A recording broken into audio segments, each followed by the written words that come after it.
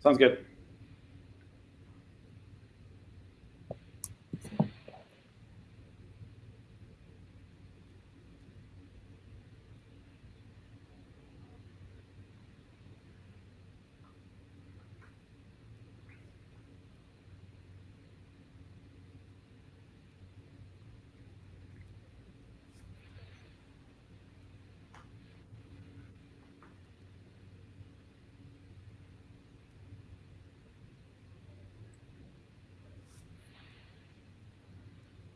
All right, happy LSW20. We're joined next by Caleb Eastman.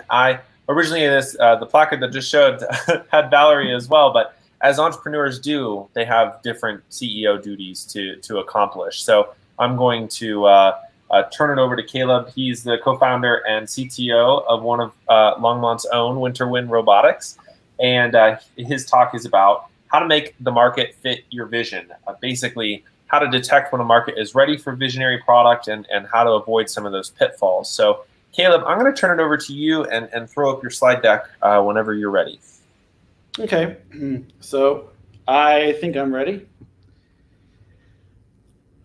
I'm going to be talking about a very somewhat strange and arcane topic, which is how to make the market fit your vision, which is generally considered backwards from how the types of things that you normally hear, which is how to make your product fit the market.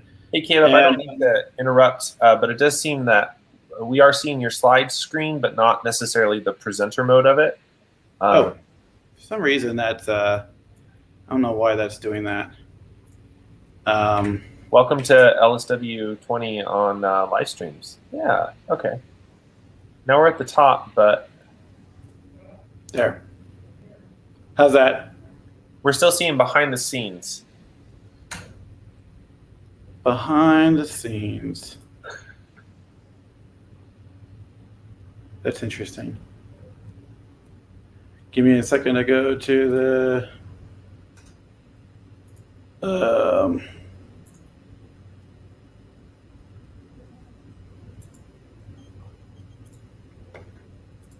Thanks, everyone, for your patience as we figure this out. Let me just knock this out of the... Okay. Here, we'll just do this.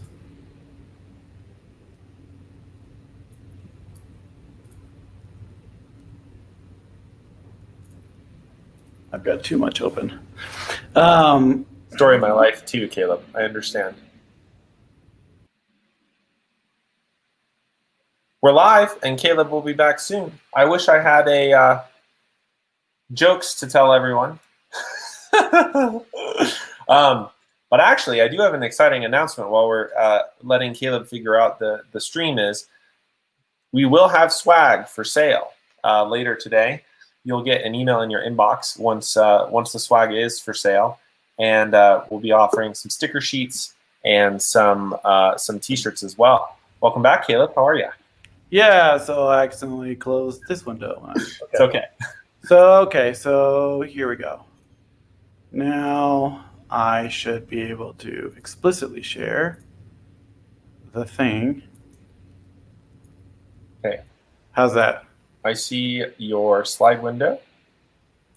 Not in presenter mode, if that makes sense. It's interesting. For some reason, it doesn't seem to like presenter mode for Google Sheets. Because I definitely am in presenter mode on Google Sheets. If you wanted to just do the full screen in window. Okay, yeah.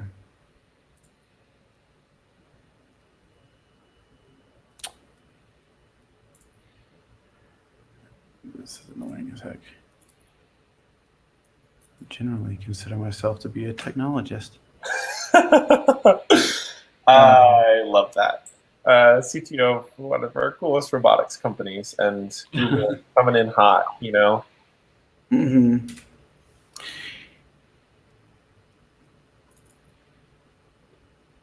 What does StreamYard want from me to make this work?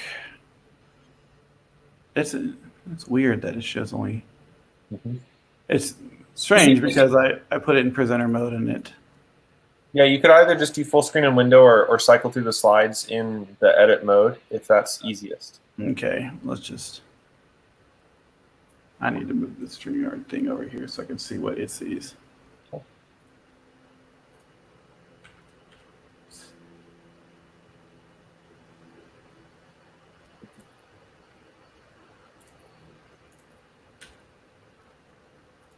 Okay, I figured it out. Okay. How is that? So it doesn't like, I see it's not changing, and so it doesn't like that. Okay, so here's what I'm going to do then. I'm going to do this in full screen mode here because it's not liking presenter view. Ken Erickson says too many monitors. That's funny, Kent, mostly because he has one ginormous monitor, and it's quite an achievement. Yes, it's mostly that it's for some reason not switching to presenter mode when I. So let me just maximize this.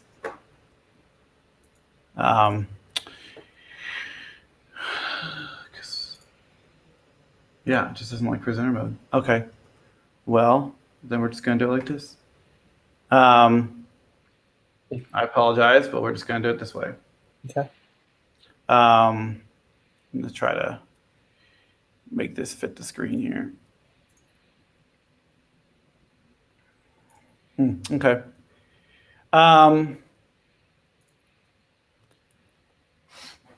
So you can ignore the speaker notes and everything because those don't even apply. So I'll just skip through a little bit of about us. Valerie couldn't make it today. She's the CEO and the founder of the company. She started the company in February 2018. Since then we've had a significant amount of growth. We now have about 12 employees, I think, and she's one of the most inspiring leaders I've ever met. So it's great to run a company with her. My name is Caleb. I'm more the technical guy. Unfortunately for you guys, I'm not as articulate. So you're gonna get to hear the presentation not as well as if Valerie were around. We are sort of co-founders of several companies, all of which you see here. They all specialize in different things, and we have different employees working at each one. Winter Winds is kind of our primary baby right now because it's we have some NASA contracts and some other things that we're working on pretty actively. The other most active company is Level Ops, which is a automation contractor out of Oklahoma. Winter Wind Robotics is basically effectively bootstrapped significantly in December 2019. One thing that's kind of weird in particular is that we have avoided investment because we wanted to control the growth of the early stage and also be able to maintain control of the vision. How we do that is that we do a lot of consulting through some of the other vehicles for other companies, and we in particular we specialize in helping startups get past the startup valley of death. We do some work for large companies as well, but they usually are harder to impact on a large scale. And we like impacting companies on a more significant scale. So that's kind of one arm. And then the other is we're developing a line of products in particular for improving autonomy of mobile robots on Earth and beyond. We're building our own platform called Earthling. And we specialize in particular in the artificial intelligence that are for robotics specific, particularly around fault management and higher level reasoning. So we'll talk about the topic at hand.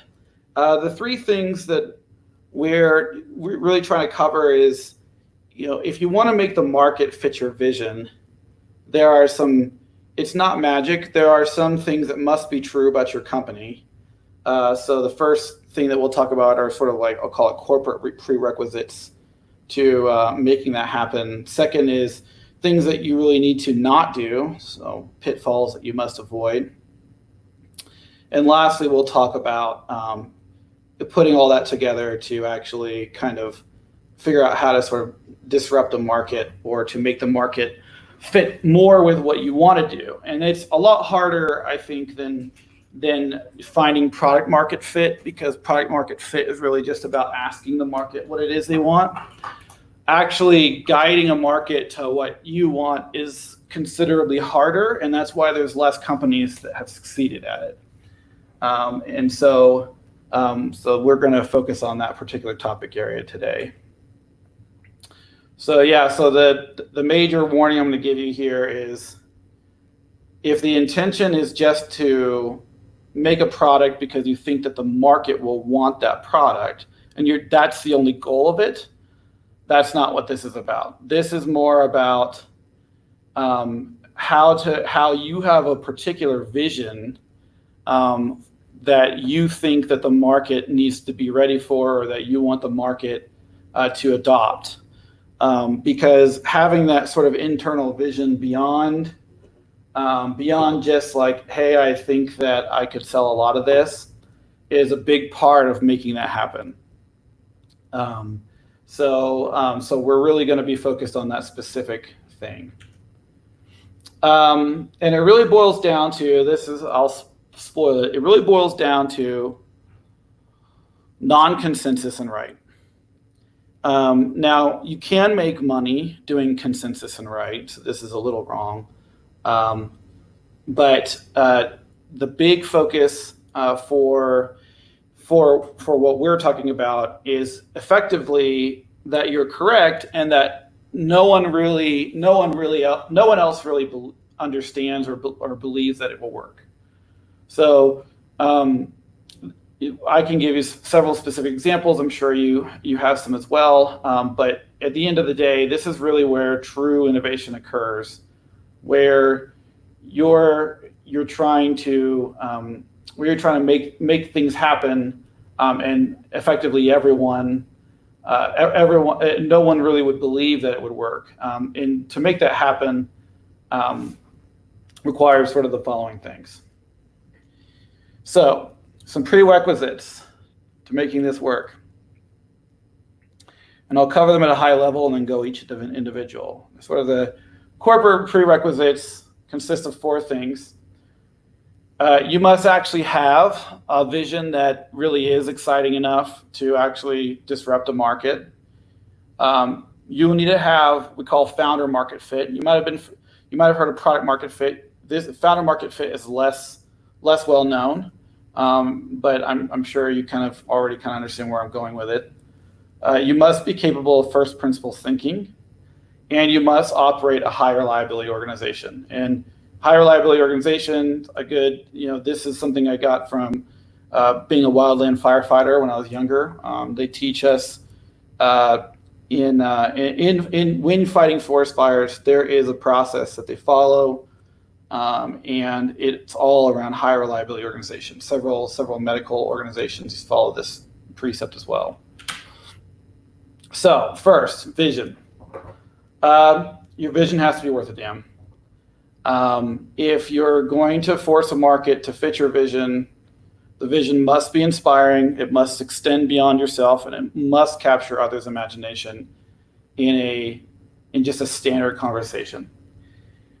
This is where a lot of people struggle, because if the idea is just kind of something that you're trying to do some arbitrage, the market doesn't have it already, and you're just trying to make some money, that's not going to actually make the market come to you. That's something where you're trying to make it fit in the market, and so that won't actually bend an entire market to you, a market segment to you. And so it's really important. A big part of it is that really the top talent goes to vision-oriented organizations. So if your organization doesn't have that kind of vision or doesn't have that kind of mission, then it will be a lot more difficult for a number of reasons to bend the market that way. In addition to that, you must have founder market fit. And founder market fit is traditionally defined as that you have deep experience in an industry. I don't think that's necessarily true. It really is just true. It really just requires three things. You have to know who the actual buyer is and what criteria they use to buy things. And this one's harder than a lot of people think. I've seen a lot of founders get the buyer wrong. They usually go after whoever is the most engaged. Particularly, I've seen this in large enterprise sales. Generally, the buyer is the person who's the most crusty and least wants to actually buy a disruptive product. And they're usually very grumpy, and they're usually very technical in those organizations, particularly for technology. And so it's really important for founder market fit that you know who the actual buyer is. And generally, sometimes it's non-intuitive. And then you need to understand what criteria they usually use to buy things. So you have to understand the market well enough to know what's important to the users, what their problems are. Like I said, this is pretty big in enterprise sales. Consumer sales, it's much more of a numbers game.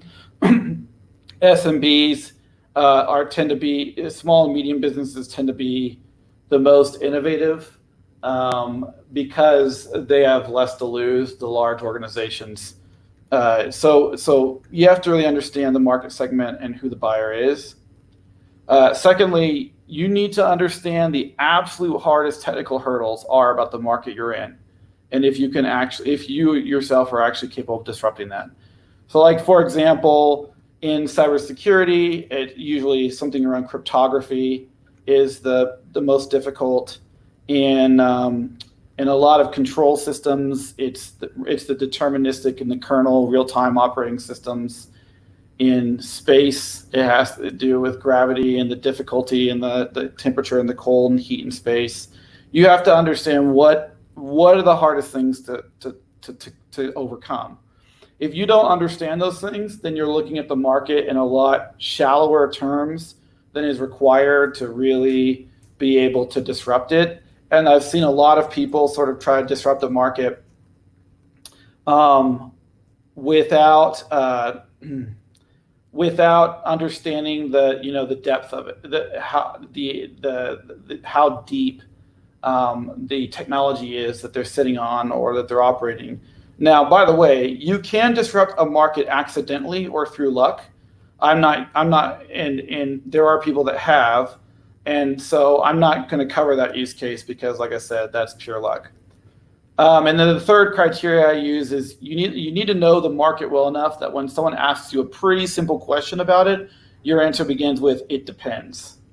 If you have gotten to that point, then you've achieved founder market fit, even if you haven't spent 20 years in that market.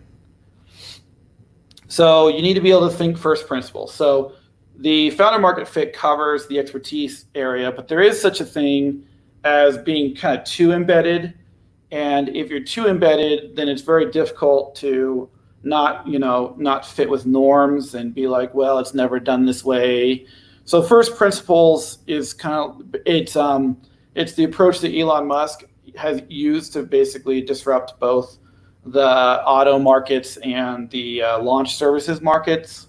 It's really critical to understand I tend to check myself often, probably once or twice a week when talking to someone. I find myself, thinking too much in terms of how something has worked in the past, etc. It's really good to knock down assumptions you have about how things work. And that you're only really qualified to do that if you understand what those assumptions are, which is what the founder market fit thing was. So now, a high reliability organization. Crap, I have a misspelling there. Anyway, high reliability organization. Oh well. Hopefully this isn't streaming live to people. Anyway, so highly reliable organizations have the following attributes. And this is, by the way, is all in the National Wildland Fire Incident Management Guide. It consists of about 5 or 6 things. 1, a preoccupation with failure. 2, a reluctance to simplify. 3, extreme sensitivity to operations. 4, a commitment to resilience. And 5, a deference to expertise. The big thing on these is that they're in some ways very much a repeat of what I said earlier. The expertise one is the most counterintuitive, because not necessarily the person with the most experience. It's definitely not the person who's the highest ranking organization. It's the person who has the most expertise in that area. And that's really critical, particularly in, obviously, emergency management scenarios, because it's very much life or death. But in organization, it's really important that politics don't get in the way of the best answer at the best time. And we're going to talk about that in more depth in the pitfalls section of this presentation. But I very strongly encourage you go Google the National Wildland Fire Incident Management Guide and read that document, because even though there's a whole bunch of stuff around how to fight a fire, there's also a lot of really good leadership lessons in there and a lot of good organizational lessons in there. And so it's been very formative to the way that I think about things.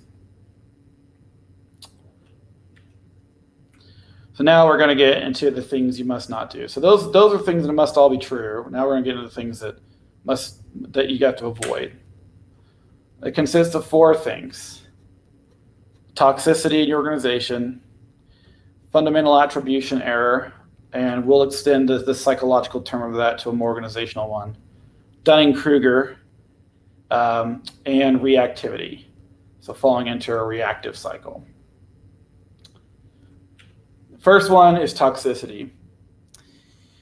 This is a big one, and this is where Valerie really shines. This is the thing that she spends about 80% of her time on as a CEO, which is the making sure that the overall company culture is led by the CEO, and that it's not, and that employee happiness and mental health are not managed by some side organization. It really is the CEO that does this. And there's a quote I really liked very recently, that a CEO really only has their CEO's job is to be a capital allocator, and there are really only 2 types of capital available to the CEO that matters. And the first one being human capital. The CEO's ability to manage human capital and to make sure that your every dollar and cent that's spent in the organization is geared towards maximizing the human capital element, the better run the organization is. And it's very common, especially now, that it's much less common for people to quit companies than to quit other people. And so managing the managers, particularly from the executive perspective, is the main thing, you cannot fail here. If you're gonna do anything beyond just, there are organizations that can run toxically. There's plenty of them that do, but it's a lot harder to intentionally disrupt a market segment if you can't attract the best and the brightest team, and that requires a heavy management perspective.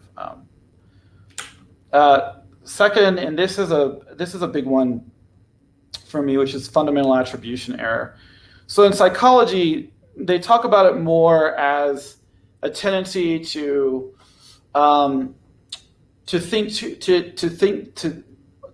attribute too much to how someone is versus the scenario they're in when you're attributing, when you're trying to figure out the cause of their actions.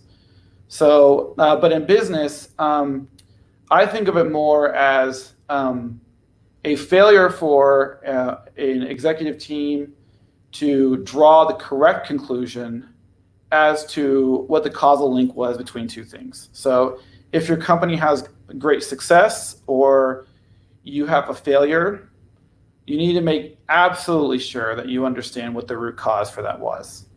And do not attribute it incorrectly. I've seen this many times where the wrong lessons get learned. And it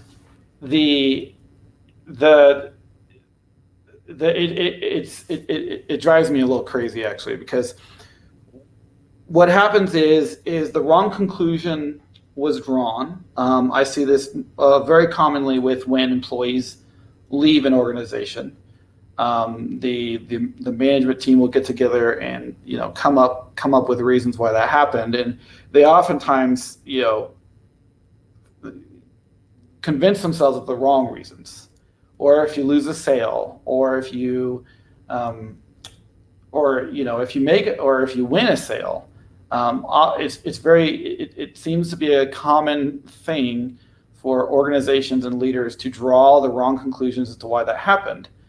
And obviously that kind of thing can compound over time, where you never really learn the lessons that you're supposed to learn, and that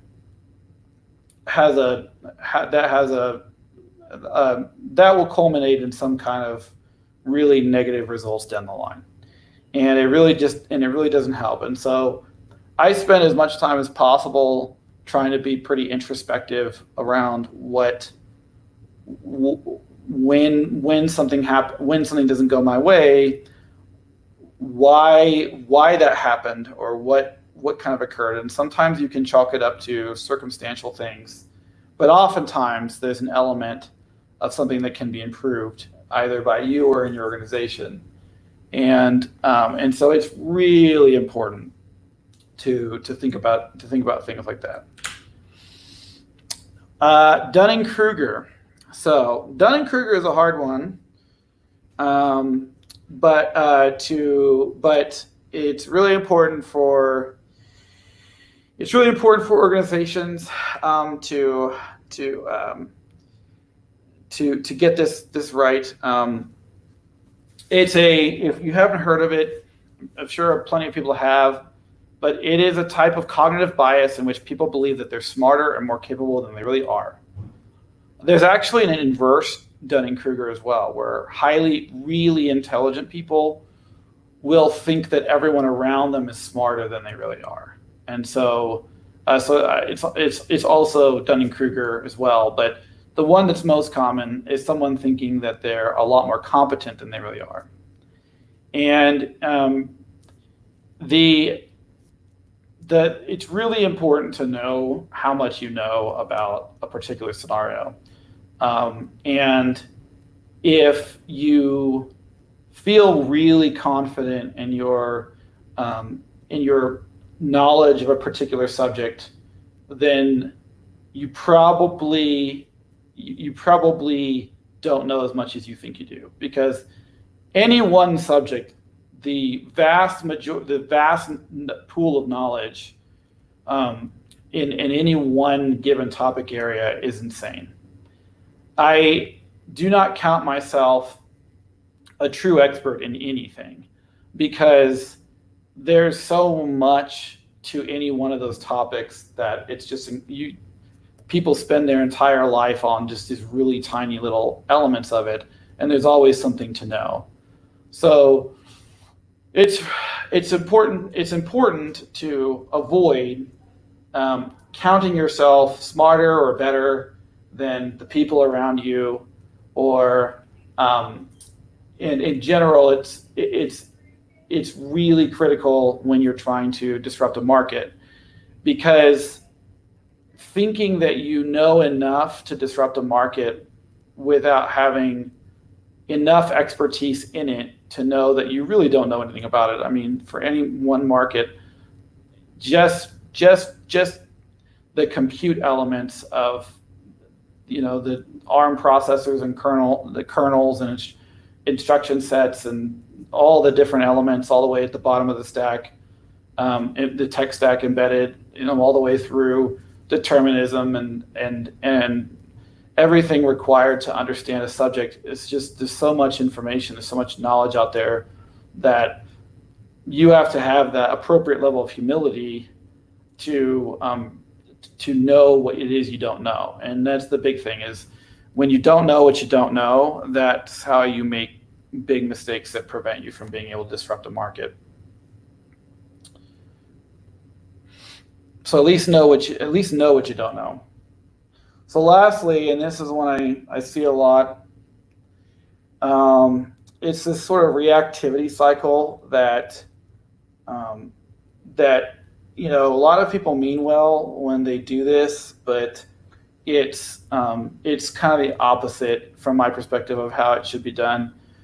So I see this over and over again. For example, where a company they'll have a meeting to discuss how to plan to make something that they don't have. Let's just say it's like a 1-year roadmap.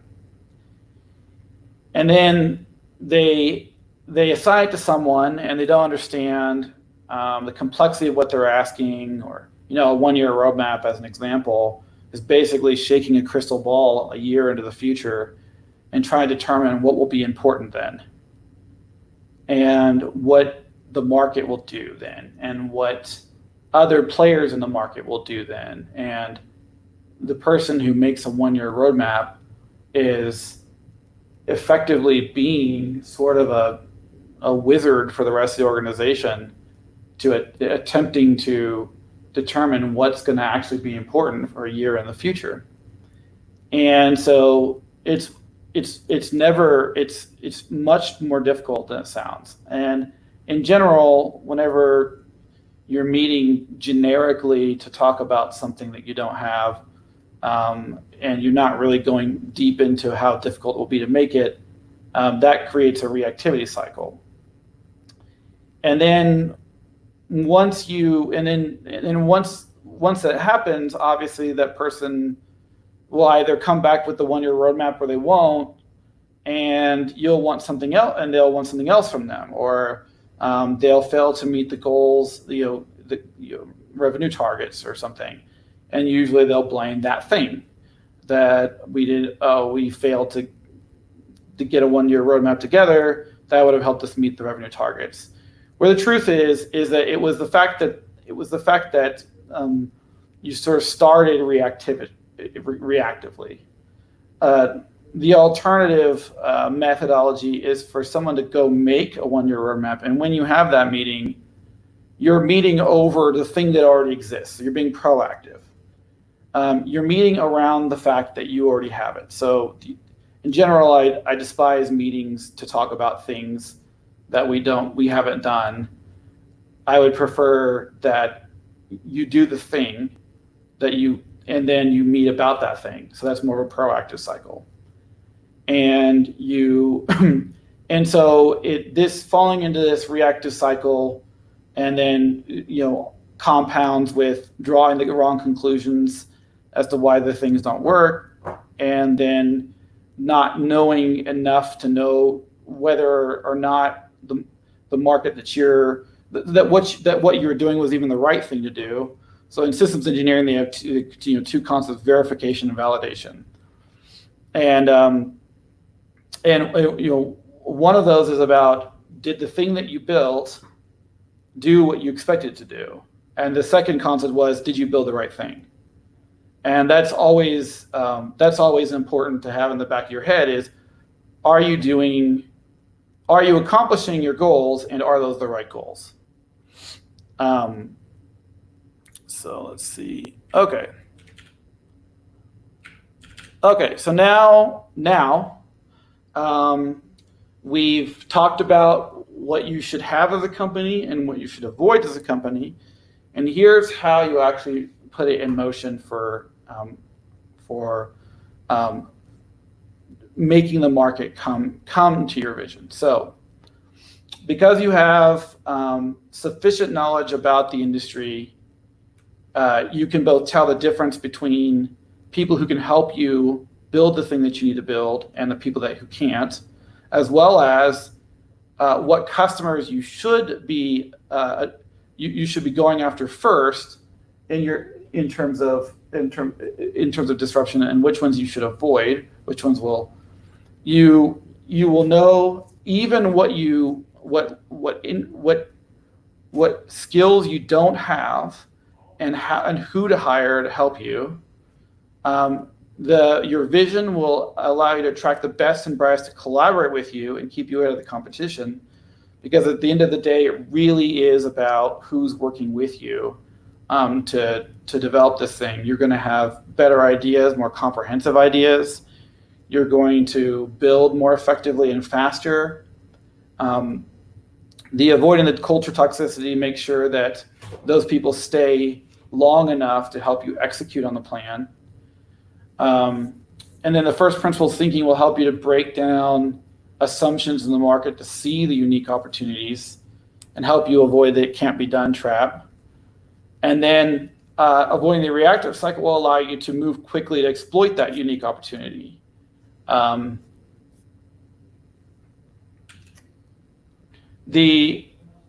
the resilient organization will allow your entire organization to have the right balance of learning, humility, and accountability, which does extend far beyond your own scope. You have to know that great ideas that are coming from developers, for example, engineers, you tend to have really phenomenal ideas. They tend to know the problem really well.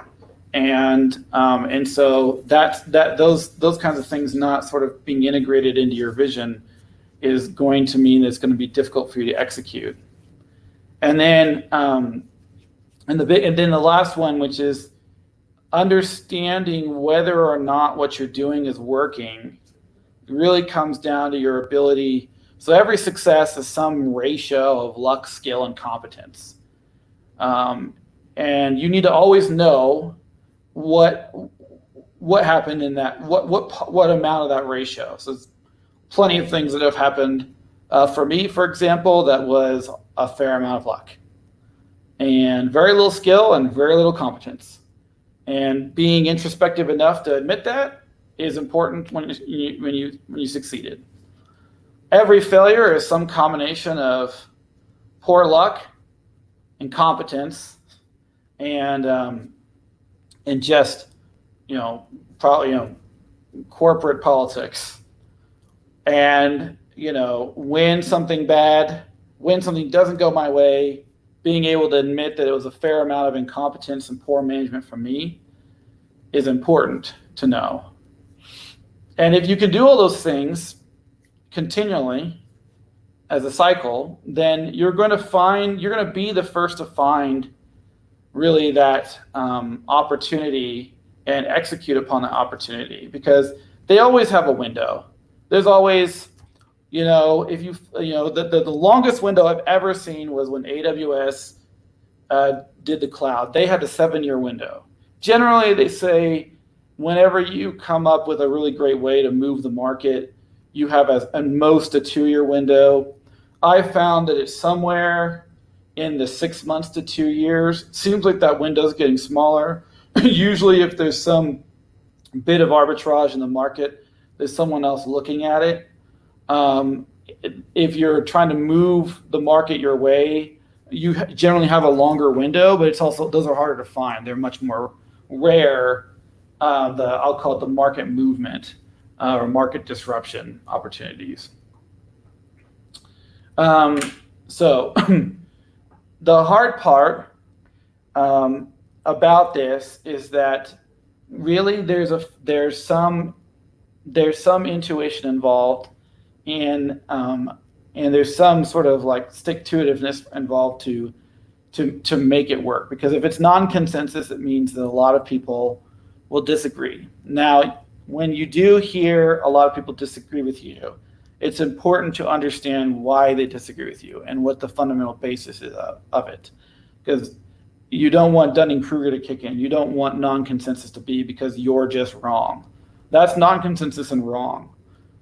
In order to be non-consensus and right, you must have a really unique reason why you think that is. And so once you've done all that, there's sort of like there's kind of three things that are kind of important when finding that market. First, market disruption really is about there's no such thing as like whenever you're disrupting a market, there's a how you're disrupting that market, or what angle you're taking, and there's a what you're disrupting about that market. So there's a ton of nuance about what it is you're doing. It's not like you can't talk about generically like I'm going to disrupt this market. There's got to be some massive amount of sort of detail applied. And then there's something I like to call living in the nuance. So every single business rule of thumb you've ever heard is probably wrong under some circumstance. Even they've even with VCs and stuff, they've even thrown the whole you have to make more money than you cost, right? So we used to always say it's very simple: make more money than you cost. Well, there's a lot of companies that are losing money quarter over quarter that are worth billions of dollars. Uber doesn't make money, and so there's always nuance. There's no sort of glib, cliche way to do this. And so living your life sort of in that flow is the best way to find those market disruption opportunities. And breaking down every binary thing, every binary simple concept into into granular it's actually not true under, like, this is the whole it depends thing. It should always be it depends. In business. And maybe there's some things that are not it depends outside of business, but in business it should always be it depends. Really on the situation, the people involved, the company involved, and what we're trying to accomplish. And then the last thing is understanding that market well enough to know where actually the risks are. And then you take those risks. Like famous innovators have a really high failure ratio, but a very low repeat failure ratio.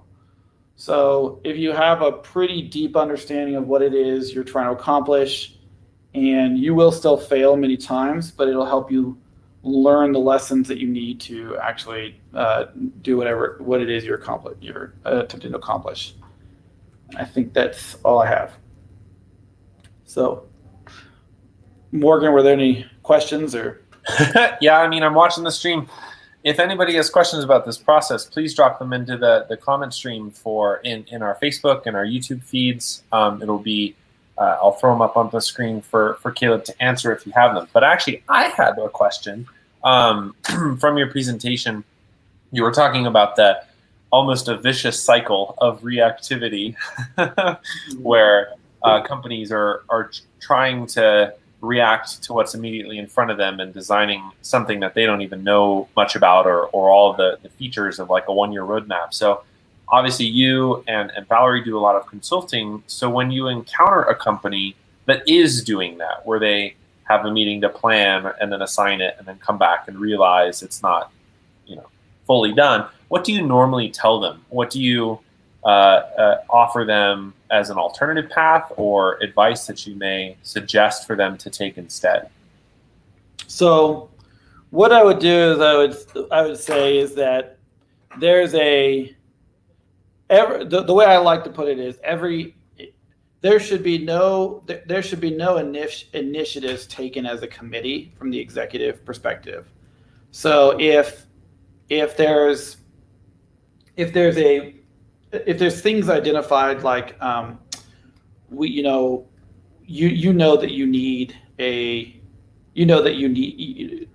so I guess the best way to put it is I'd say, look, there's some sort of table stakes things you need to, as an organization. You need to know what you're trying to get to this year. You need to know your revenue targets. You need to know how you need to build your product or how you need to sell your product to meet it. So whoever it is this is the deference to expertise part. Whoever it is in your organization that's most qualified to make that thing needs to just go make it. You don't need to talk about it. You don't need to discuss it. You just need to have that person go make it. And then once you have the meetings should always have a thing you're meeting around.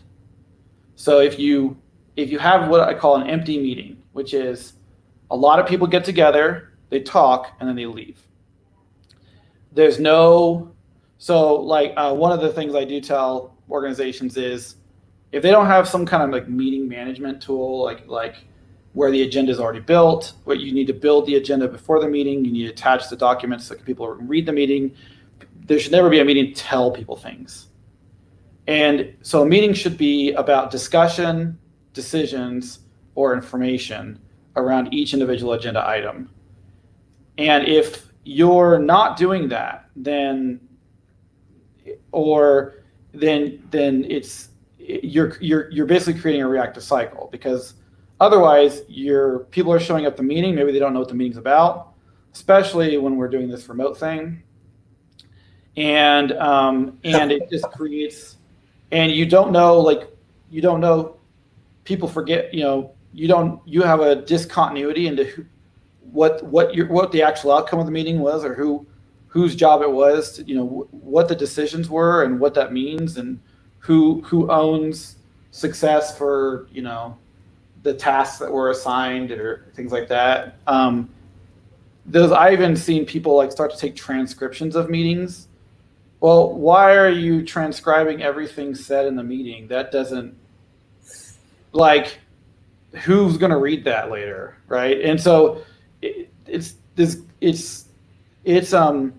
so I guess the best way I'd say is there needs to be a fair amount of trust in the people in your organization who need to make the things. You need to give them the window to do it.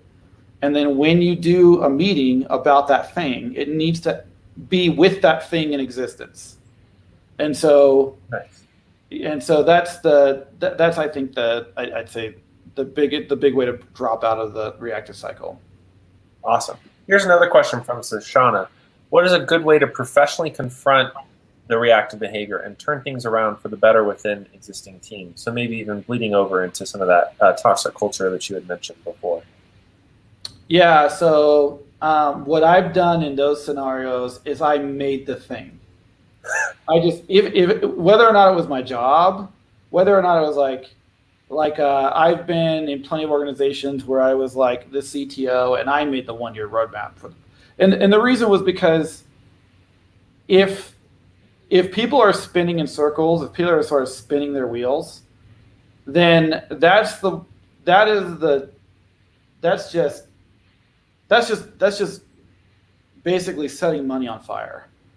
So you have to get to a point where everyone just kind of is well, if they see a need, rather than go meet about that need, they should go try to fill that need as best they can and then present that. And then other people can go, because I found it's a lot easier for people generally to edit an existing thing than to create it from scratch. And so the proactivity is about bootstrapping something when other people are just talking about it. So yeah. Nice. Dan asks, can you give an example of a business that did this? And he clarifies this is make the market fit your vision. So somebody who's sitting in that upper right corner, non-consensus and right. Yeah, so I'll give you I'll give you an obvious one. I'll use two examples. One is AWS. Everyone thought it was just a joke when AWS came about. What I'm gonna pay you to put my application on your server, and they were about and they actually were in that market for 7 years before Microsoft and Google followed suit, and that's why they're the biggest. And so they believed that they could take a cost center that they had at Amazon, turn that into a financial, but basically they had to have that expertise anyway. So turn that into something that they could actually turn to revenue. And really no one agreed with them for a long time. And so, but they turned that whole market their way. Another example is no one was asking for a low-cost launch service provider when SpaceX started. No one. Literally everyone was saying, we don't need this. This is already a thing. Boeing, ULA has it. We already have plenty of launch providers. Why would we need something like that? And eventually now, there's a lot of launch providers, small to large, getting into like launch services, where in a market where it used to be that no one thought that we needed more of those, and so that those are two, I say, obvious examples. I could give less obvious examples that are more personal to me, but then I'd say giving away, privately held companies' information. Which I respect, and I don't think we need to. Jeremy asks on YouTube, how do you go about finding top talent? It's non-intuitive. So the best way that I found for finding top talent is for development talent, what I've found is the most effective is people who are so intrinsically motivated that they have learned to master something. Like I like to give an example of one of the best software engineering hires I ever did was it was a kid, it was his first job. That was not like a restaurant job, and his bachelor's was actually in like physics. But when in the interview he went into such depth about Rayleigh scattering and fiber optic cable, which by the way is not software engineering, but the level of knowledge he had about it, and the amount of time he would have had to pick that up was so he'd only been in that there's no way that he was messing with Rayleigh scattering and fiber optic cable until he got into that role, that role he was in. But he had such a deep knowledge of it, and his rate of knowledge acquisition had to be through the roof. So that means that he could be trained to do anything and pick it up really quickly. And so that's where really the arbitrage is because a lot of the bigger people, now Google figured this out recently, but a lot of the bigger companies have a tendency to put a heavy amount of focus on some amount of experience. I've even seen where it's posted where they wanted them to have 4 years of experience on a piece of software that only existed for 2. I've seen a lot of weird stuff like that it's just people not. So one of it is that your subject matter experts have to be directly involved in the hiring of whatever it is you're looking for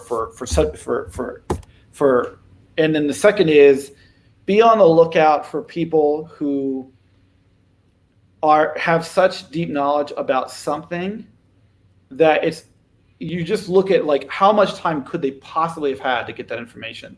And if it's obvious that they picked up a ton of knowledge in 6 months, then that means their rate of knowledge acquisition is incredibly high. And so the answer is always train, always expect to train.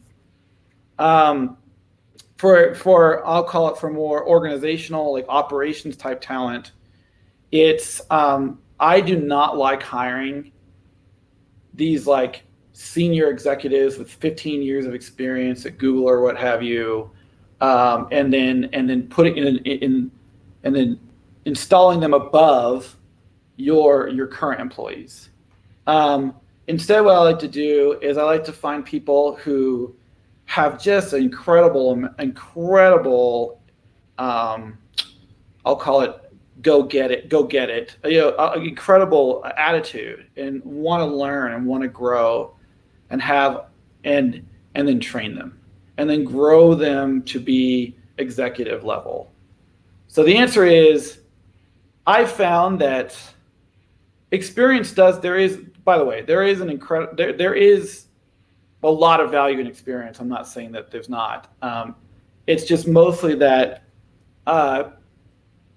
if you're trying to find top talent and you don't want to pay $300,000 a year for it, then you have to make that talent happen, basically.